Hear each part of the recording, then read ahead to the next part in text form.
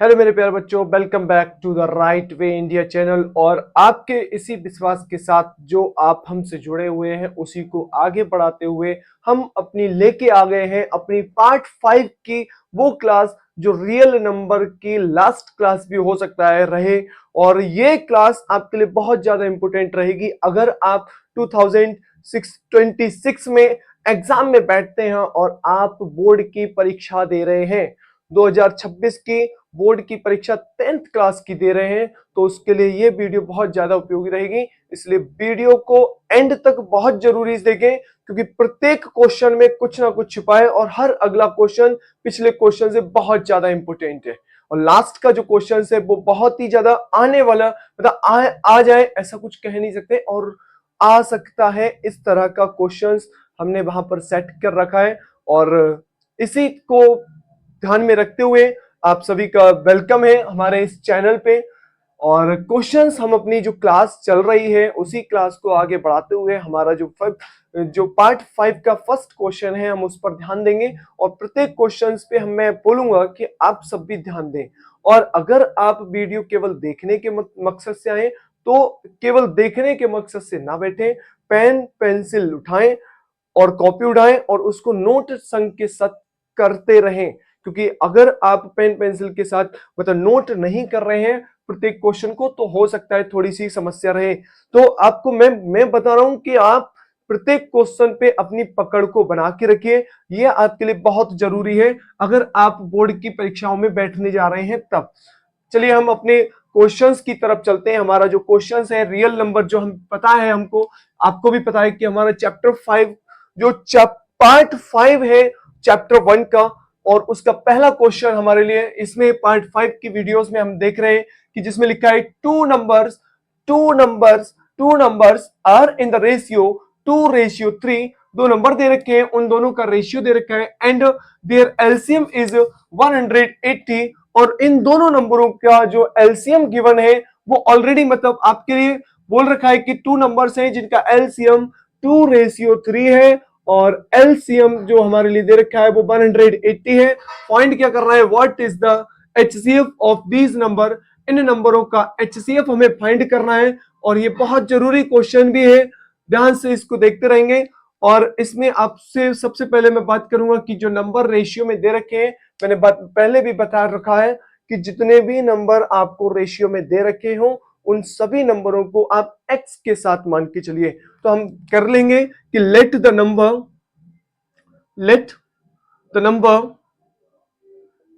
Number is 2x and 3x। जो number हमारे ratio में दे रखे हैं उनको हम 2x एंड 3x की फॉर्म में ले लेंगे। कहने का मतलब है हमारा फर्स्ट नंबर 2x है और सेकंड नंबर 3x है। फर्स्ट नंबर 2x और सेकंड नंबर 3x है और इन नंबरों का एलसीएम हमें 180 दे रखा है, मतलब LCM of both number equal to दे रखा है 180। अब फाइंड करना है हमको एचसीएफ, तो हम इन्हीं नंबरों के एचसीएफ की बात कर लेंगे। कहने का मतलब है जो 2x है, मैं अभी उस 2x जो नंबर दे रखा है उसके फैक्टर की बात कर लूं तो 2 की पावर 1 मल्टीप्लाई x की पावर 1 लिखा हुआ है। वहीं दूसरा जो नंबर आपको दे रखा है 3x, में इसकी बात कर लूं तो 3x के भी दो फैक्टर दे रखे हैं, 3 की पावर 1 मल्टीप्लाई x की पावर 1। और पिछले वीडियोस में और पिछले क्वेश्चंस के जरिए हमने आपको ये बता चुके थे कि एलसीएम और एचसीएफ किस तरह से निकालते हैं। वहीं अगर हम बात करें कि एचसीएफ, हमें एचसीएफ फाइंड करना है और एचसीएफ किसका निकालना है, 2x और 3x का। तो मैं बताना चाहूंगा कि मैंने बोला था कि एचसीएफ का मतलब होता है कि जो भी नंबर्स हैं, जो यहां पर डिजिट्स हैं, उनकी लीस्ट पावर को हमें रखना है। तो यहां पर हमें दिख रहा है 2 है 3 है, तो जिसमें जो नंबर नहीं है उसकी पावर 0 लिख देंगे। ऊपर वाले में मतलब 2x के फैक्टर में 3 नहीं था तो 3 की पावर 0, 3x में हमारा 2 नहीं था तो 2 की पावर 0 लिख देंगे। बकाया अब हमारे पास जो फैक्टर्स हो गए वो सेम टाइप के हो गए। और एचसीएफ में मैं बता चुका हूं कि एचसीएफ का मतलब होता है लोएस्ट नंबर वाले पावर को लेना, मतलब जिसकी पावर कम होगी। जैसे 2 है, 2 को अगर देखेंगे तो एक तरफ 2 की पावर 1 है और दूसरी तरफ 2 की पावर 0 है। और हम जब एचसीएफ निकालने की तरफ जाते हैं तो हमें लोएस्ट पावर वाले नंबर की जरूरत पड़ती है। दूसरा नंबर हमारे पास x है, तो x अगर हम ध्यान दें तो x की पावर 1 ऊपर वाले 2x में भी फैक्टर में है और 3x में भी x की पावर 1 ही है, मतलब दोनों में ही कॉमन है, तो हम क्या करेंगे, x की पावर 1 लिख लेंगे। ऐसे अगर हम 3 की बात कर ले तो 3 की पावर 0 2x में दे रखा है और 3 की पावर 1 3x में दे रखा है। कहने का मतलब लीस्ट पावर लेते हैं तो 3 की पावर 0 हो गया। अगर देखेंगे ध्यान से तो मैंने पहले भी वीडियोस में बता चुका हूं, मैं बार बार ये बता रहा हूं कि किसी भी नंबर की पावर अगर 0 होती है तो उसकी वैल्यू 1 होती है। ये आप नोट कर लेना। मैं फिर भी बोल रहा हूं कि इस चीज के बारे में आपको पता होना चाहिए कि किसी भी नंबर की पावर अगर 0 होती है तो उसकी वैल्यू 1 होती है। तो 0 हो गया, फिर 3 की पावर 0 है ही है, तो इसकी वैल्यू मैं बता चुका हूं कि इसकी वैल्यू क्या होती है, 1 होती है। तो क्या हो जाएगा, 1 मल्टीप्लाई x मल्टीप्लाई 1, इसकी वैल्यू हो गई x। कहने का मतलब है HCF जो 2x और 3x का हो गया वो हमारे पास कितना हो गया, x। मतलब HCF, ध्यान से सुनना, ये क्वेश्चन जो बोल रहे हैं वो रेशियो में था। रेशियो वाले क्वेश्चंस को हमने क्या करा, उसको नंबर में लेट कर दिया कि let the number 2x and 3x, और उस नंबर के हमने HCF फाइंड कर लिए। और जब हम HCF निकालने पे आए तो HCF निकल के आ गया x। अब आप बोलेंगे कि सर ये तो फिक्स नंबर तो है नहीं, क्योंकि हमें तो चाहिए HCF एक फिक्स नंबर, x ऑप्शन में है नहीं, क्योंकि जब एलसीएम 180 है तो x मैं कहना चाहूंगा कि x क्योंकि नंबर रेशियो में है तो एलसीएम या HCF हमारा इस तरह से नहीं आएगा। तो इसके बाद हमको जो पता है वो एक रूल पता होता है कि HCF multiply LCM is equal to होता है प्रोडक्ट ऑफ टू नंबर। कितनों को ध्यान है, जितनों को भी ध्यान है अच्छी बात है, जिसको ध्यान नहीं है वो ध्यान में रख ले कि HCF multiply LCM equal to होता है प्रोडक्ट ऑफ टू नंबर। और इसी को हम फॉलो करते हुए यहां से x की वैल्यू निकालेंगे। तो HCF 2x और 3x का HCF आया है x, एलसीएम आपको पहले से ही गिवन है, कोई दिक्कत वाली बात नहीं है। प्रोडक्ट ऑफ टू नंबर की बात कर रहा है, टू नंबर मतलब पहला नंबर 2x है और दूसरा नंबर 3x है। हम इसमें कुछ नया नहीं कर रहे, जो वैल्यूज हमको पता है हम उसी पर बात कर रहे हैं। और ध्यान से देखना, x इधर भी है, एक x से एक x हमारा दोनों तरफ इक्वल के दोनों साइड में हमारा एक x कट सकता है, और ये कॉमन सी चीज है। 2 की मल्टीप्लाई 3 से करिए, नंबर हो गया 6x, और ये 180 इधर बचा हुआ है। ठीक है, ध्यान से देखना, आपको ये पॉइंट बहुत जरूरी भी है कि प्लस का नंबर दूसरी तरफ जाता है बेटा माइनस का हो जाता है, और माइनस का नंबर जब दूसरी तरफ जाता है प्लस हो जाता है। मैंने अपनी फर्स्ट वीडियो में इस चीज के बारे में बताया भी था कि मल्टीप्लाई का जब दूसरी तरफ जाएगा तो डिवाइड में, और डिवाइड का जब दूसरी तरफ जाएगा तो मल्टीप्लाई में। यहां पर ये नंबर जो 6 दिख रहा है, क्योंकि हमें तो वैल्यू x की चाहिए ना, जो हमने लेट किया है, तो जब हमें x की वैल्यू चाहिए तो ये x हमारा इधर जो नंबर हमारा x है वो यहीं पे रहेगा, और इसके साथ जो नंबर मल्टीप्लाई में वो इसके डिवाइड में चला जाएगा। कहने का मतलब है x इक्वल टू आपके पास हो जाएगा 180 अपॉन 6, और 6 की टेबल में 180 कब आता है, 6 3 जा 80, मतलब x इक्वल टू वैल्यू आ गई 30। अब हम बोलेंगे कि सर x इक्वल टू तो 30 आ गया। जब x इक्वल टू 30 आ गया तो यही तो बोला है कि हेंस HCF इक्वल टू हो गया 30। That's is the answer. Now next question है बच्चों, ध्यान से देखना। इस क्वेश्चंस में हमारा भी और भी अच्छा क्वेश्चंस है, और ये क्वेश्चंस आपके एग्जाम से रिलेटेड बहुत ज्यादा इंपॉर्टेंट है। वैसे तो इसमें 2 क्वेश्चंस दे रखे हैं, लेकिन मैं आपको दोनों के दोनों ही क्वेश्चंस कराऊंगा। आप अगर आता है तो बिल्कुल करने का प्रयास करिए, बिल्कुल समय जाया मत करिए, बिल्कुल समय को खराब ना करें, और आप क्वेश्चंस करना प्रयास करें। सबसे पहले इसमें आपसे बोल रहा है कि एक्सप्लेन करिए कि वाई 7 मल्टीप्लाई 11 मल्टीप्लाई 13 प्लस का 13 and 7 multiply 6 multiply 5 multiply 4 multiply 3 multiply 2 multiply 1 plus 5 are composite number. आपसे बोल रहे हैं कि ये कंपोजिट नंबर है, तो क्यों कंपोजिट नंबर है, पता है क्या आपको? अगर आपको पता है तो बिल्कुल कमेंट करें कि कंपोजिट नंबर होते क्या है। नहीं पता तो कंटिन्यू वीडियो में बने रहिए, मैं आपको बताता हूं कि कंपोजिट नंबर होते क्या है। वाकई में कंपोजिट नंबर क्या होते हैं, क्योंकि हमने अभी जो पिछली वीडियोस थी उनमें हमने बात कर ली थी कि प्राइम नंबर्स के बारे में पढ़ लिया था। आज पढ़ेंगे हम कंपोजिट नंबर के बारे में। और कंपोजिट नंबर बहुत ही ज्यादा सिंपल है। कंपोजिट नंबर का मतलब होता है कि ऐसे सभी नंबर जिनके कम से कम 2 से ज्यादा फैक्टर हो, वो सभी नंबर कंपोजिट नंबर होते हैं। ध्यान से सुनना, ऐसे सभी नंबर, ध्यान से सुना, ऐसे सभी नंबर जिसके 1 और स्वयं उसी नंबर मतलब 4 के अलावा भी कोई और फैक्टर हो।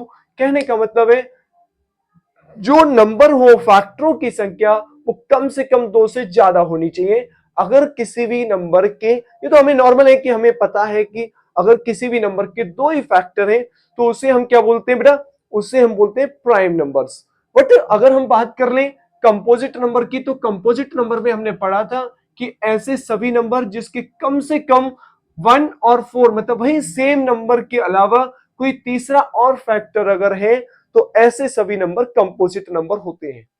अब बात हम इसी पे करेंगे कि ये नंबर हमारे कंपोजिट है या नहीं है। अगर इसके फैक्टर्स इनके नंबरों के अलावा भी किसी और नंबर से फैक्टराइज हो रहे हैं तो बिल्कुल ये कंपोजिट नंबर होंगे। नंबर लिखा है 7 मल्टीप्लाई 11 मल्टीप्लाई 13 प्लस का 13। ध्यान से देखना, बहुत ही अच्छा क्वेश्चन है और मुझे लगता है कि आपको समझ में भी आएगा।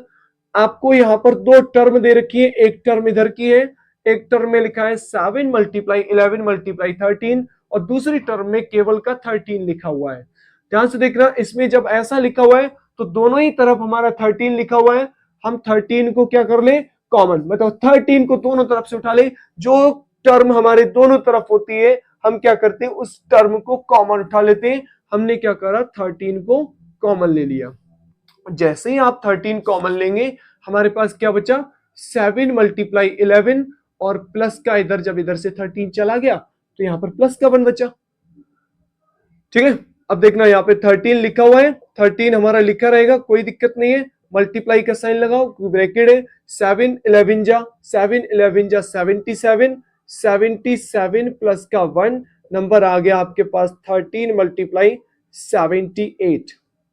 ठीक है बेटा, ये तो फैक्टर्स आ गए कि इससे बनने वाला जो भी नंबर होगा उसके कम से कम ये 2 फैक्टर तो होंगे ही होंगे। अब जब ये 2 फैक्टर होंगे तो चेक कर लो कि नंबर आखिर क्या होगा, नंबर कितना होगा। 13 की मल्टीप्लाई बेटा 78 से करके चेक कर लो।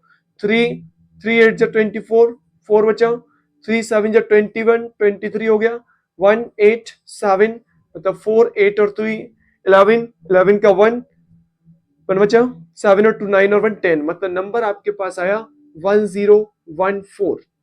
आप इसमें लिख क्या सकते हैं कि आप बोल सकते हैं कि क्लियरली, इससे हमें क्लियर हो रहा है, clearly 1014 has 13 and 78 as a factor also. तो आप बोलेंगे कि सर इसका मतलब क्या है, तो मैं बताता हूं। इसमें बोला है कि क्लियरली, ये हमें क्लियर हो गया कि जो नंबर है 1014 जो बना किससे है, जो नंबर आपने दिया ना उसी से तो बना है। इसके 2 फैक्टर, एक फैक्टर 13 और एक फैक्टर 78 भी है। अगर इसके 2 और फैक्टर हैं तो हम क्या बोल सकते हैं, एंड। अब अभी एक चीज और है, जब एल्स ऑल्सो 1 एंड 1014 मतलब 1014 के अलावा भी 2 फैक्टर हमें और मिल गए 13 and 78। So as factor well as factor well as factor well as मतलब 1 और 1014 के अलावा भी इसके 2 और फैक्टर हमें प्राप्त हुए 13 और 78, जिसका मतलब बाहर चले जाओ यार, 13 और 78 इसके मतलब 1 एंड 1014 के 2 फैक्टर और हमें प्राप्त हुए, कौन से, 13 और 78। 13 और 78 फैक्टर होने की वजह से आप क्या बोल सकते हैं, मैंने अभी क्या बोला था कि कंपोजिट नंबर कौन से होते हैं, कंपोजिट नंबर कौन से थे, मैंने बोला था कि कंपोजिट नंबर ऐसे सभी नंबर जिसके कम से कम 2 से ज्यादा फैक्टर हो, कम से कम 2 से ज्यादा फैक्टर हो। ध्यान से सुना, कम से कम 2 से ज्यादा फैक्टर, कहने का मतलब जो नंबर आया 10.4 इसका पहला फैक्टर 1 हो गया और दूसरा फैक्टर 10.4 हो गया। इसके अलावा कम से कम एक और फैक्टर अगर चला जाए तो वो हमारा नंबर ये कंपोजिट नंबर होगा। और इसमें हमें एक फैक्टर 13 मिल गया और साथ ही साथ एक और फैक्टर 78 मिल गया। और जब हमें इसके इन दोनों नंबरों के अलावा और फैक्टर मिलना शुरू हुए तो कहने का मतलब है 1014 इज अ कंपोजिट नंबर। आप क्या लिख देंगे? It is a composite number. ठीक है, मुझे लगता है कि थोड़ा बहुत समझ में आया होगा। अब नेक्स्ट क्वेश्चन जो इसी का ऑप्शन लिखा हुआ है, इसी में एक और ऑप्शन लिखा हुआ है, उस ऑप्शन को करते हैं। ध्यान से देख रहे हैं कि इस ऑप्शन में क्या लिखा है, और सेम, कुछ अलग नहीं करना, सेम इसी की तरह बात करनी है कि अगर उसमें फैक्टरों की संख्या 2 से ज्यादा आ रही है, अगर उसमें फैक्टरों की संख्या 2 से ज्यादा आ रही है तो वो नंबर कंपोजिट नंबर होगा।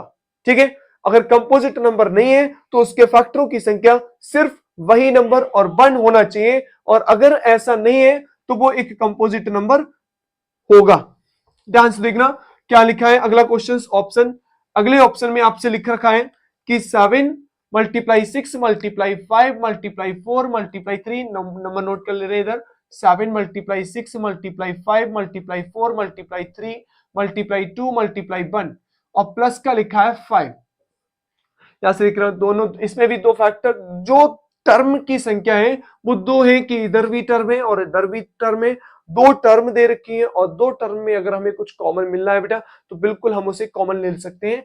अगर आप देख रहे होंगे तो इसमें भी 5 हमें दिख रहा है और हमें 5 इसमें भी दिख रहा है। हमने दोनों तरफ से 5 को कॉमन ले लिया। पहला काम हमें इस तरह से करना है। अब हमारे पास क्या बचा? 7 multiply 6 multiply 4 multiply 3 multiply 2 multiply 1। इधर कुछ नहीं बचा तो इधर तो 1 बचा, उसे लिख लेंगे। ठीक है, सुना। 5 मल्टीप्लाई, इसकी मल्टीप्लाई करो इन सबकी। 2 3 जा 6, 6 से 6 जा 36, 36 4 जा 36 4 जा 4 6 जा 24 का 4 2 बचा, 4 3 जा 12 144। 144 की 7 से करिए, 7 4 जा 7 4 जा 28 2 3 7 1 जा 7 1 0 1 0 0 8 प्लस का 1। नंबर हमारे पास कितना आएगा? 5 मल्टीप्लाई 1009। ध्यान से सुना, इसमें जो अगला नंबर आया वो नंबर कितना आया? 5 मल्टीप्लाई 1009। अब आप बोलेंगे कि सर ये तो उसी की तरह हो गया। बिल्कुल हो गया उसी की तरह। इसमें भी हम क्या कर लेंगे? 1009 की मल्टीप्लाई 5 से कर लेंगे। 5 9 जा 45 का 5 4 बचा, 5004 बचा, 505, मतलब नंबर हमारे पास आया 5045। जैसे बात अभी हमने करी थी कि कंपोजिट नंबर क्या होता है, सेम टाइप की बात अब हम फिर से करेंगे कि 5045 एक ऐसा नंबर है जिसके दो फैक्टर 5 और 1009 मतलब 1009 होने के साथ साथ, मतलब ये तो फैक्टर है ही है, मतलब 1 और इसके कॉमन फैक्टर अभी लिख के देख लीजिए कि clearly 5045 has 5 and 1009 as a factor, also 1 and 5045 as factor। well, मतलब 5045 के दो फैक्टर 1 और 5045 खुद होने के अलावा इसके दो और फैक्टर हैं 5 और 1009। दो और फैक्टर होने की वजह से आप क्या बोल देंगे? It is a composite number. मुझे लगता है कि कंपोजिट नंबर की जो आपके साथ डाउट बना होगा वो कंपोजिट नंबर वाला डाउट मुझे लगता है कि अब होना नहीं चाहिए कि कंपोजिट नंबर होता है क्या है। कि कंपोजिट नंबर होता है क्या है? ऐसे सभी नंबर जिनके कम से कम दो और फैक्टर हो। ये मैं कहने का मतलब है कि जिसके दो से ज्यादा फैक्टर हो वो सभी नंबर कंपोजिट नंबर होते हैं। ओके, नोट करिए इसे। अब हम जो चल रहे हैं या अब हम जो बढ़े हैं उस पॉइंट की तरफ बढ़े हैं जिसमें हम वर्ड प्रॉब्लम से रिलेटेड कुछ क्वेश्चंस को करेंगे। और ये वर्ड प्रॉब्लम्स के क्वेश्चंस आपको एग्जाम में बहुत ज्यादा परेशान करते हैं और आप मैक्सिमम बच्चे जो होते हैं जो ध्यान थोड़ा सा कम देते हैं, अगर वो वर्ड प्रॉब्लम्स देख लेते हैं तो वो मैक्सिमम परीक्षाओं में वो वर्ड प्रॉब्लम्स वाले क्वेश्चंस को ऐसा समझिए कि वो वर्ड प्रॉब्लम्स वाले क्वेश्चन छूते ही नहीं है। सबसे बड़ी समस्या उन बच्चों के साथ ये रहती है कि वो वर्ड प्रॉब्लम्स वाले क्वेश्चंस को छूते ही नहीं है, पता नहीं क्यों वो करने का प्रयास ही नहीं करते हैं। कहने का मतलब है उन पर वो वर्क ही नहीं करते। तो मैं आज पहले चैप्टर के जो रियल नंबर हमारा चल रहा है उसी से रिलेटेड हम वर्ड प्रॉब्लम्स के क्वेश्चंस को बताना चाहूंगा। और वर्ड प्रॉब्लम्स एचसीएफ और एलसीएम जब चल रहा है पॉइंट, तो एलसीएम और एचसीएफ पे से रिलेटेड होगा, वर्ड प्रॉब्लम्स के क्वेश्चंस रहेंगे। अब वर्ड प्रॉब्लम्स को करने के कुछ पॉइंट होते हैं बेटा, क्योंकि बिना पॉइंट के आप वर्ड प्रॉब्लम सॉल्व नहीं कर सकते। अगर आप चाहें कि मैं तो डायरेक्ट करूंगा वर्ड प्रॉब्लम्स, तो मुझे लगता है कि आई थिंक कहीं ना कहीं आप मिस्टेक्स कर सकते हैं। तो सबसे पहले किसी भी टाइप के वर्ड प्रॉब्लम्स हो उनके लिए आपको कुछ पॉइंट को नोट करना पड़ेगा कि आप पॉइंट टू बी नोटेड, कि आपको कुछ पॉइंट नोट करना पड़ेगा कि किन पॉइंटों को आप ध्यान रखें, कि किन पॉइंटों को आप ध्यान रखें कि ये जो नंबर है वो एचसीएफ एलसीएम वाले वर्ड प्रॉब्लम्स बनेंगे या नहीं बनेंगे। तो उसमें थोड़ा सा ध्यान देना है कि कैसे करके इनको करना है। जैसे सबसे पहला पॉइंट ये आपके लिए रहेगा कि सबसे पहले जो क्वेश्चंस है, जो क्वेश्चन आपको दिया गया हो उसे क्लियरली केयरफुली, जितना धीरे हो सके, जितना ध्यान से हो सके उसे क्लियरली रीड करिए। कहने का मतलब है read the question, read the question, read the questions carefully, read the question carefully. और मैं केयरफुली का मतलब है वेरी केयरफुली, मतलब बहुत ध्यान से तुम्हें पढ़ना है, क्योंकि अगर बहुत ध्यान से नहीं पढ़ोगे तो बहुत समस्या होगी। क्योंकि सबसे पहले वर्ड प्रॉब्लम्स चाहे वो किसी भी चैप्टर का हो, पहला पॉइंट यही है कि उस पॉइंट को, उस वर्ड प्रॉब्लम्स को समझना पड़ेगा। अगर आपको वो क्वेश्चन समझ में ही नहीं आ रहा है तो आप उस वर्ड प्रॉब्लम्स को तो कर ही नहीं पाएंगे। तो इसलिए सबसे पहले उसे बड़े ध्यान के साथ, वेरी केयरफुली तो मैंने लिखा ही, मैंने बोला वेरी केयरफुली, जितना ध्यान से हो सकता है रीड करिए। अब मैं बात करूंगा एलसीएम और एचसीएफ से रिलेटेड, क्योंकि कुछ क्वेश्चंस ऐसे होते हैं जो एलसीएम और एचसीएफ से रिलेटेड होते हैं। दिक्कत कहां आती है कि इस टाइप के क्वेश्चंस में हमें लगता है कि आंसर हमारा कैसा आना चाहिए। मैक्सिमम लोग बोलते हैं, बोला भी है, आपके स्कूलों में भी बताया गया होगा और जगह जगह पर आपको जहां भी आप पढ़ते होंगे वहां पर ये और भी प्लेटफॉर्म्स पर बताया गया होगा कि ग्रेटर होता है तो एलसीएम, या ग्रेटर होता है तो एचसीएफ, और स्मॉलर होता है तो क्या निकलता है। इस तरह से ग्रेटर और स्मॉलर की डेफिनेशंस को ध्यान में रखते हुए बताया गया होगा। आज मैं आपको बताता हूं थोड़ा सा अलग, कि जैसे थोड़े से अलग का मतलब ये है कि आपको सबसे पहले ये जस्टिफाई करना पड़ेगा। सबसे पहले मतलब अब ये जज करो, मैं कहने का मतलब है कि जो क्वेश्चन है आपने केयरफुली रीड कर लिया, अब इस क्वेश्चन को केयरफुली रीड करो। केयरफुली रीड करने का मतलब है ये देखो कि इस क्वेश्चन में, मतलब जस्टिफाई योर क्वेश्चन या जज योर क्वेश्चन, कहने का मतलब क्या है, अब ये जज करो कि, जज करो कि, क्या जज करो। आप बोलेंगे कि सर ये जज करने का क्या बोल रहे हैं आप, है तो ध्यान से सुना। अब आप ये जज करो कि आपका जो आंसर आएगा, आपका जो आंसर, आपका जो आंसर, मैं ये इस तरह से लिख रहा हूं ताकि प्रत्येक बच्चा सुन सके मेरी बात को। आपका जो आंसर आएगा वो दी गई कंडीशन से, वो आएगा, वो दी गई, दिए गए, ऐसे लिख लो, दिए, दिए, सॉरी, दिए, दिए गए, दिए गए नंबरों से,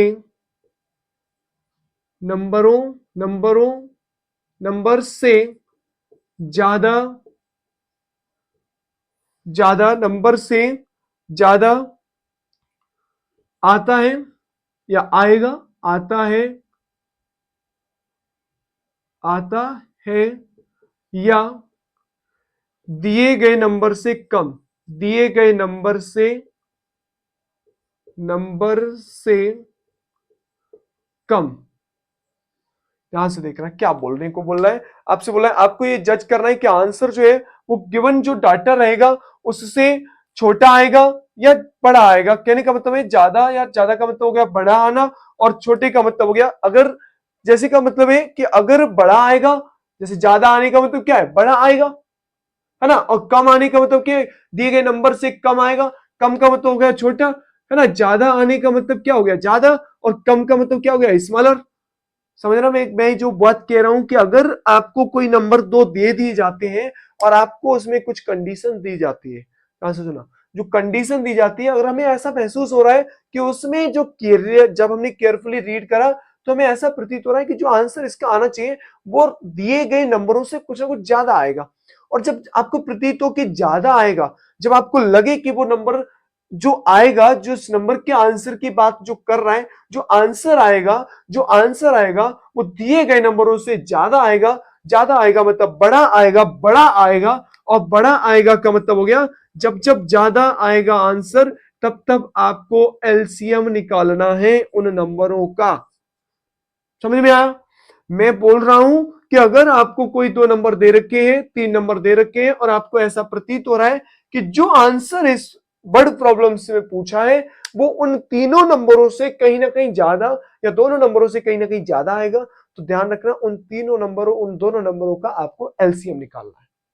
अगर वही बात कर ली, कम आएगा मतलब मिनिमम आएगा, थोड़ा आएगा, कम आएगा का मतलब होता है, कम आएगा का मतलब हो गया कि अगर आपको ऐसा प्रतीत हो कि दिए गए डाटा से, जो डाटा आपको दिया जाएगा ना, अभी क्वेश्चंस में मैं बात भी करूंगा इनसे, कि जो डाटा आपको दिया जाएगा अगर तुम्हें ऐसा लगे कि जो नंबर आएगा वो कम आएगा, तो बिना कुछ करे आपको उन नंबरों का एचसीएफ निकालना है। मुझे लगता है कि ये दो पॉइंट आपको समझ में आए होंगे। और तीसरा पॉइंट जो आपको बहुत ही ज्यादा ध्यान में रखना है कि एचसीएफ जो भी होता है, एचसीएफ अब चाहे वो स्टूडेंट्स का हो चाहे वो किसी भी चीज का हो, तो जो एचसीएफ होता है वो उन्हीं नंबरों में से ही होता है। कहने का मतलब है स्टूडेंट ही होगा। कहने का मतलब ये मैं बोलना चाह रहा हूं कि वही सेम नंबरों में से आएगा एचसीएफ, कोई अलग का नंबर तीसरा या चौथा नंबर नहीं बनेगा, उन्हीं के आसपास से नंबर होता हुआ प्रतीत होगा। कहने का मतलब जो भी एचसीएफ रहेगा वो कहीं ना कहीं उन्हीं नंबरों से रहेगा।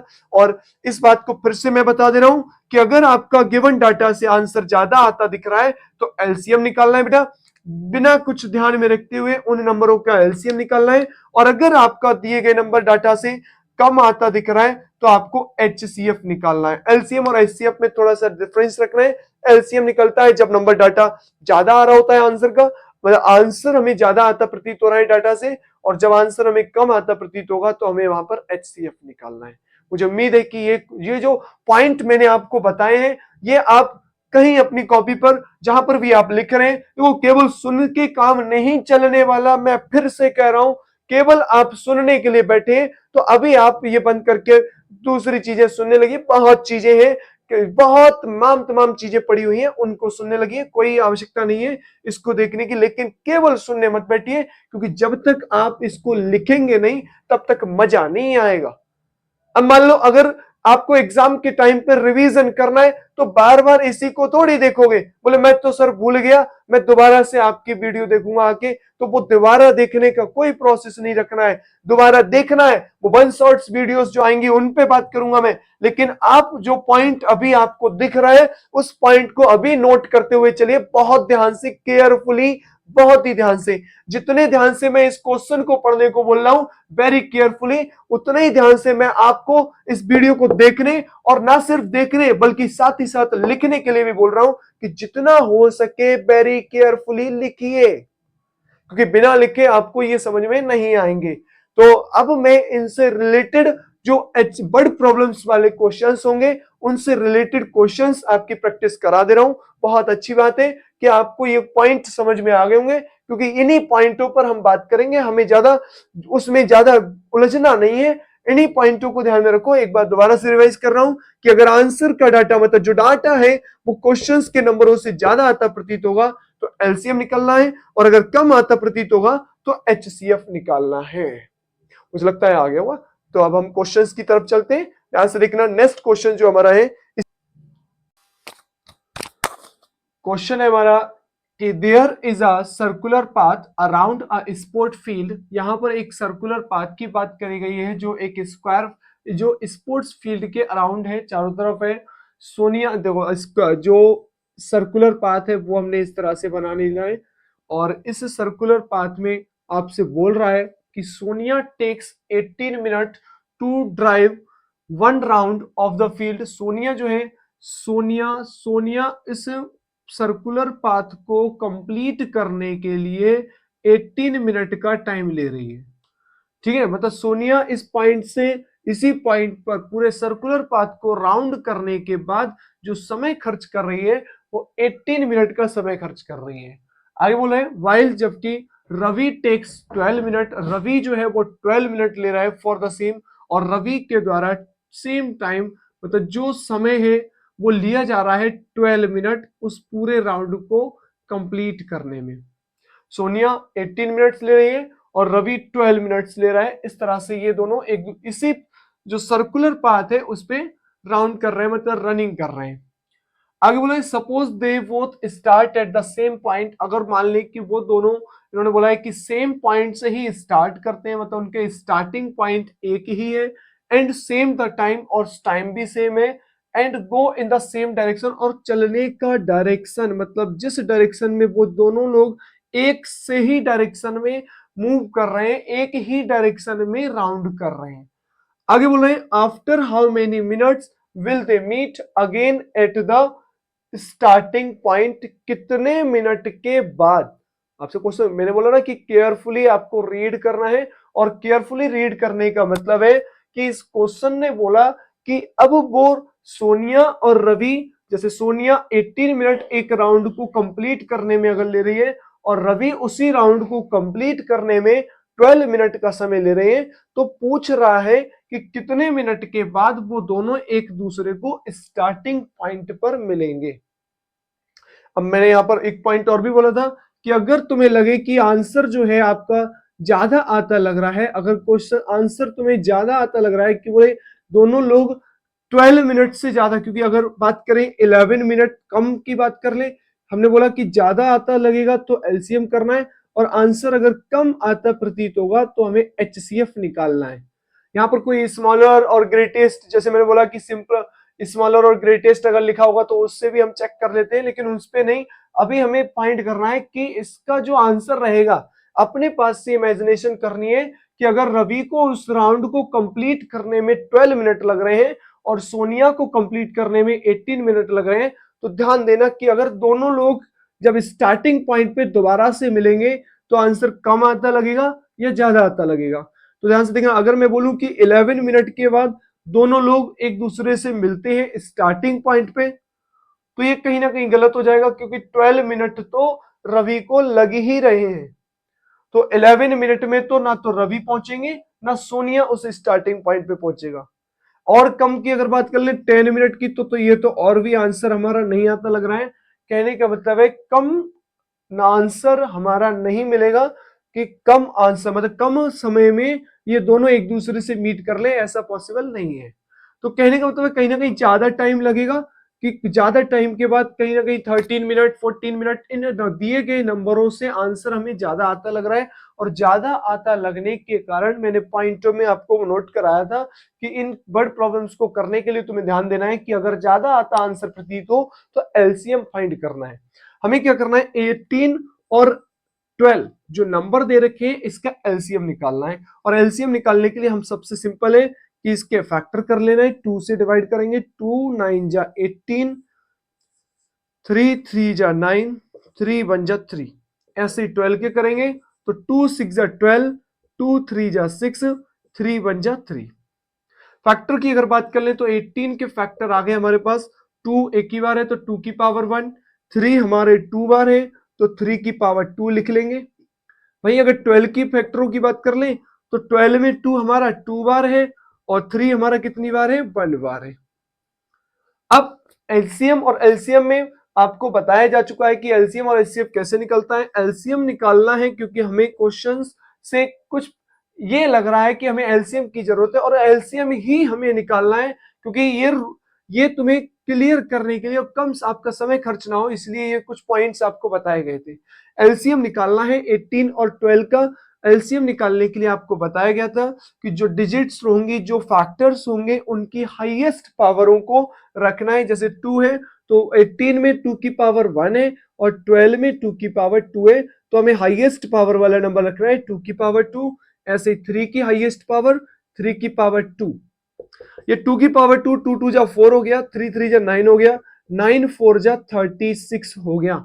कहने का मतलब है 36 मिनट इसका एलसीएम निकल के आ गया। एलसीएम का मतलब हो गया कि सोनिया और रवि जब वो एक सेम पॉइंट से सेम टाइम पर और सेम डायरेक्शन में जब राउंड करना उस सर्कुलर पाथ को स्टार्ट करते हैं, तो हमने बता दिया कि 30 सेकंड, 30 जो मिनट है, जो 36 मिनट है, 36 मिनट के बाद वो दोनों स्टार्टिंग पॉइंट पर ही मिलेंगे।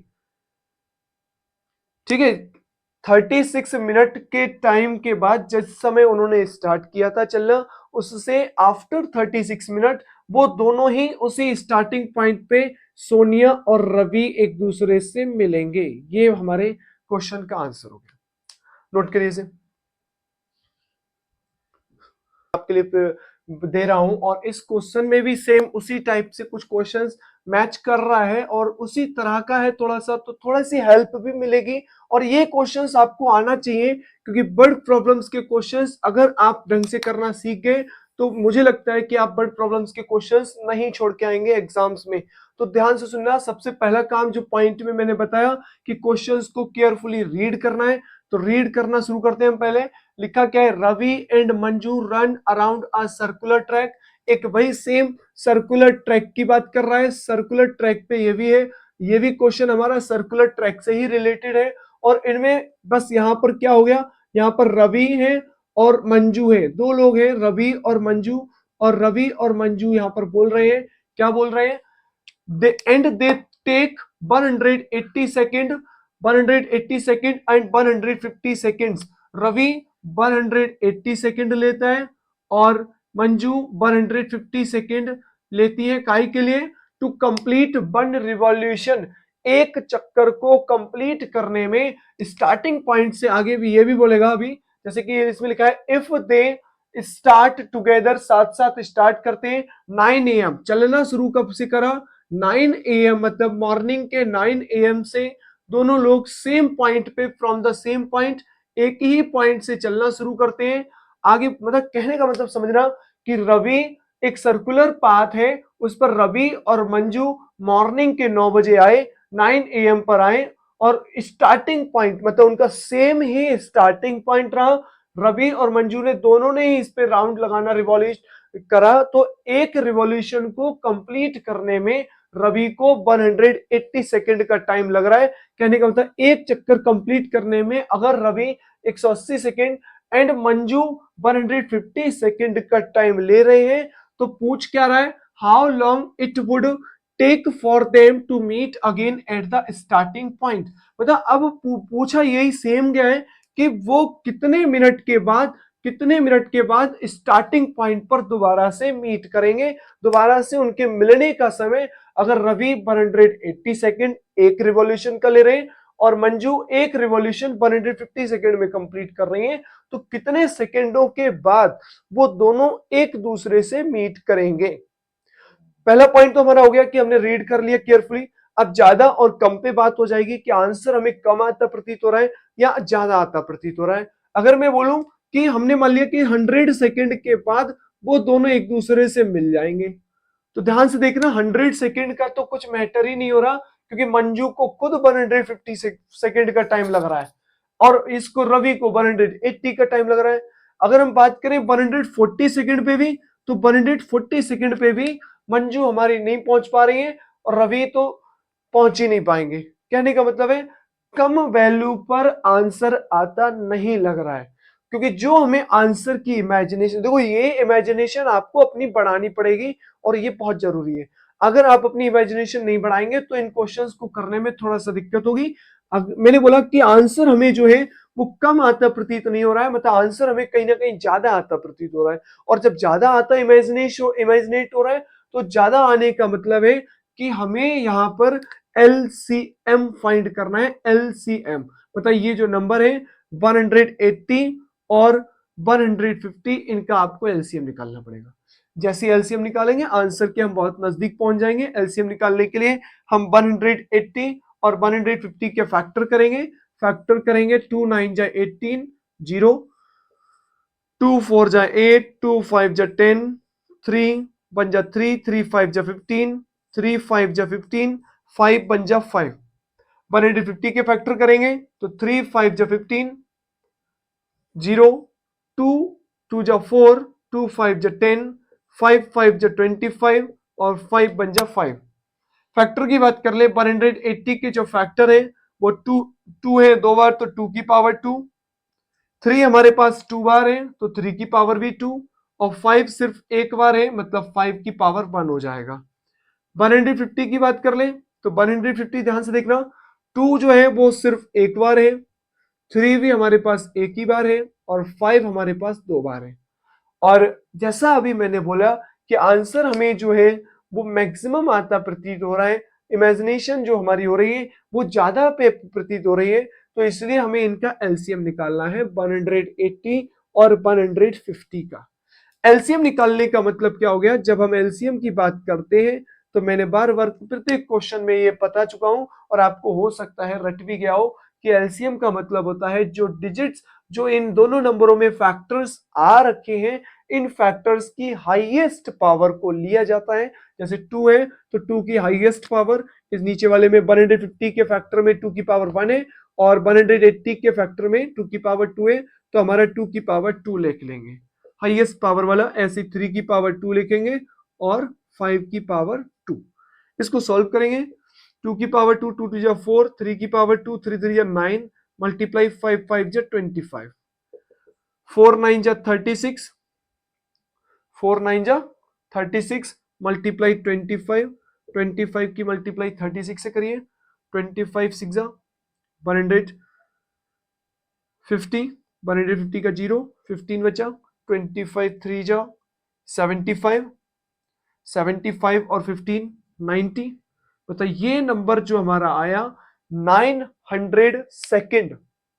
अब ये बोलेंगे कि यार ये 900 सेकेंड क्या है, तो ये हमारा 180 और 150 का एलसीएम तो है कि 900 सेकेंड, मतलब 900 जो है वो इन दोनों नंबरों का एलसीएम है। लेकिन 900 का मतलब है कि रवि और मंजू जब स्टार्टिंग पॉइंट से चलना शुरू करते हैं तो आफ्टर 900 सेकेंड के बाद, आफ्टर 900 सेकेंड के बाद वो दोनों एक दूसरे से उसी स्टार्टिंग पॉइंट पर मीट करेंगे।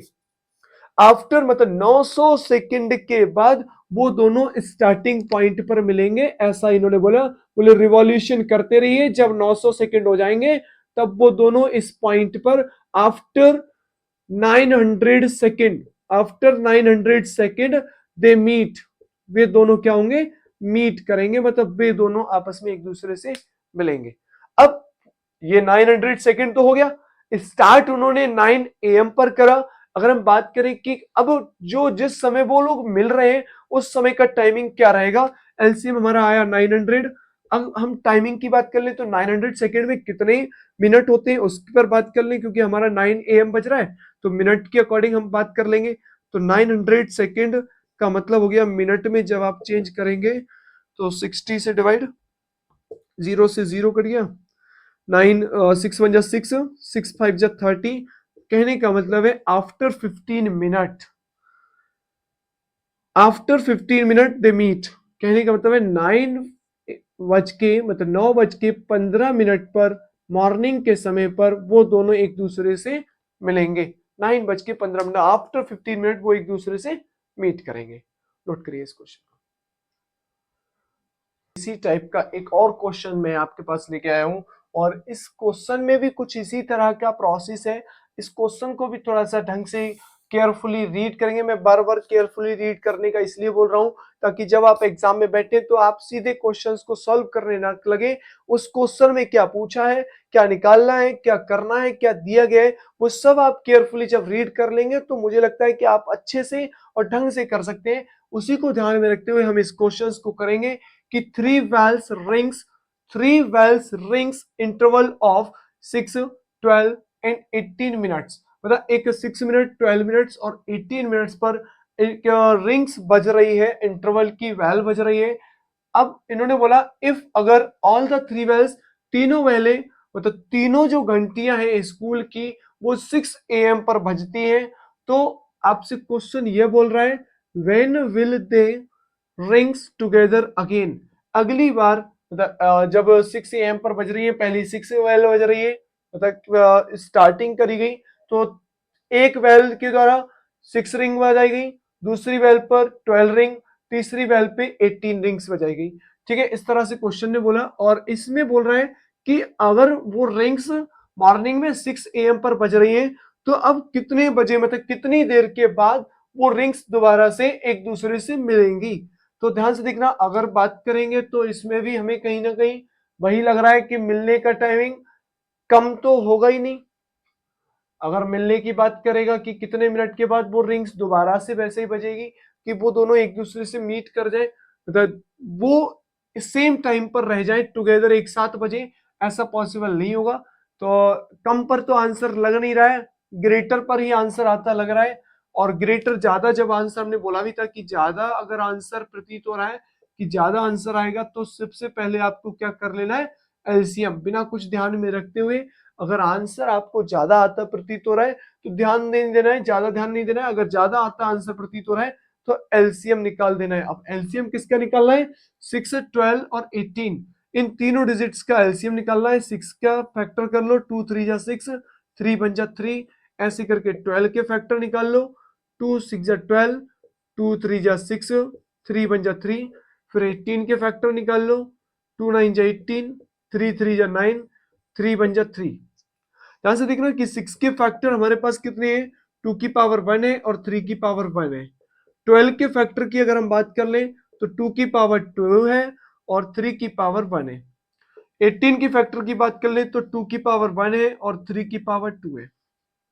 अब सुना, जब आपसे एलसीएम को बोल रहा है, जब बोल रहा है कि इसमें एलसीएम निकाल के आप बता सकते हैं कि कितने मिनट के बाद वो रिंग्स एक दूसरे से टुगेदर साथ साथ बजेंगी अगेन दोबारा से, तो एलसीएम का मतलब हो गया, एलसीएम में आपको बताया था कि जो फैक्टर्स हैं उनकी हाईएस्ट पावर लिखनी है, जो फैक्टर्स हैं उनकी हाईएस्ट पावर लिखनी है। और चाहे 6 हो, चाहे 12 हो, चाहे 18 हो, तीनों में फैक्टर्स जो है वो 2 और 3 है। तो 2 की हाईएस्ट पावर आपको दिख रही होगी, 2 की हाईएस्ट पावर कितनी है, 2 की हाईएस्ट पावर है 2। वही सेम 3 की हाईएस्ट पावर भी हमारे पास 2 ही है। सॉल्व करो इसे, 2 2 जा 4, मल्टीप्लाई 3 3 जा 9, 4 9 जा 36 मिनट। जब ये मिनट में बोल रहा है तो हम इसको मिनट्स में बात करेंगे। ठीक है, तो जैसे अब जो बेल जब बजेंगी वो तो 36 मिनट के बाद साथ साथ बजेंगी, टुगेदर एक साथ बजेंगी। इस तरह से ये क्वेश्चंस होते हैं वर्ड प्रॉब्लम्स के। और जो क्वेश्चंस आपको किसी भी बुक्स में हो उनको सॉल्व करिए, और सिर्फ सॉल्व करते वक्त ज्यादा ध्यान ना देते हुए सिर्फ यही ध्यान दीजिए कि ज्यादा अगर आता मालूम हो रहा है, इमेजिनेशन अपनी बढ़ाइए, रीड केयरफुली करिए, प्रत्येक क्वेश्चन को केयरफुली रीड करते हुए और उनमें ये चीज चेक करिए कि आंसर आपका ज्यादा आता लग रहा है तो एलसीएम निकालना है, कम आता लग रहा है तो एचसीएफ निकालना है। इन दो पॉइंटों को, इस पॉइंट को जो मेन पॉइंट है, मतलब दो पॉइंट कौन से, पहला क्वेश्चंस को रीड केयरफुली करना है, दूसरा अगर आंसर आपको ज्यादा आता प्रतीत हो रहा है तो एलसीएम निकालना है, और अगर कम आता प्रतीत हो रहा है तो एचसीएफ निकालना है। मुझे लगता है कि समझ में आ गया होगा। और इसी के साथ अब हम आपको बताने जा रहे हैं कि जो हमारी नेक्स्ट वीडियो होगी उसमें हम अब इरेशनल और रेशनल वाले क्वेश्चंस पर बात करेंगे। अभी तक के लिए फिलहाल इतना ही।